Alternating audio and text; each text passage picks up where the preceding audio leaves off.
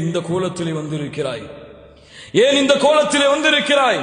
அல்லாஹ்வுடைய தூதருக்கு பிடிக்காத முகம், அல்லாஹ்வுடைய தூதர் வெறுக்கின்ற முகம், தாடியை மலிக்கக்கூடிய முகம். ஏன் இந்த கோலத்திலே வந்திருக்கிறார்? அவர் சொன்னார், என் நாட்டிலே என் எஜமானர் எனக்கு கட்டளையிட்டார் இப்படி செய்ய வேண்டும் என்று. அதனால் தான் மீசையை வளர்த்திருக்கிறேன், தாடியை கத்தரித்திருக்கிறேன்.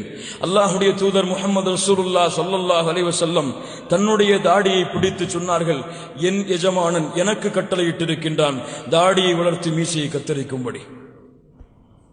யா அல்லாஹ், சுன்னா விட்டாலுங்க. சுப்ஹானல்லாஹி ரப்பில் ஆலமீன். அல்லாஹ்வுடைய தூதர் சொன்னார்கள், கரண்டைக்கு மேலே உங்களுடைய ஆடைகளை உயர்த்தி கொள்ளுங்கள், அந்த ஆடை நரகத்திலே இருக்கும். சுன்னத்து தானே. யாராவது பார்த்தால் என்ன பிச்சைக்காரர் மாதிரி நடந்து செல்லுகிறான், என்ன இப்படிப்பட்ட கோலத்திலே கரண்டைக்கு மேலே ஆடைகளை உயர்த்தி நடந்து செல்கிறான் என்று கேலி செய்வார்களே. உமர் ரலியல்லாஹு அன்ஹு தூதரை பின்பற்றியவர்களின் வரலாற்று சுவடுகளை பாருங்கள். மரண படுக்கையிலே இருக்கிறார்கள், மரணப்படுக்கை, சக்கரத்துடைய ஹாலத்.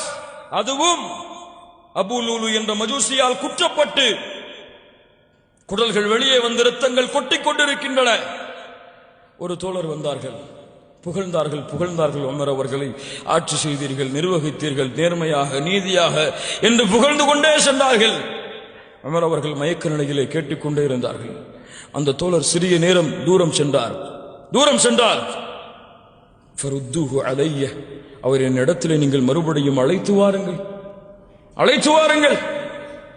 என்ன சொல்ல போகிறார்கள் உமர் அவர்கள்? மரண படுக்கையிலே என்ன சொல்ல போகிறார்கள்? தோழரே, உன்னுடைய ஆடை கரண்டைக்கு கீழே இருக்கிறது, அல்லாஹ்வுடைய தூதர் தடுத்தார்கள், உயர்த்திக்கொள். மரண படுக்கை.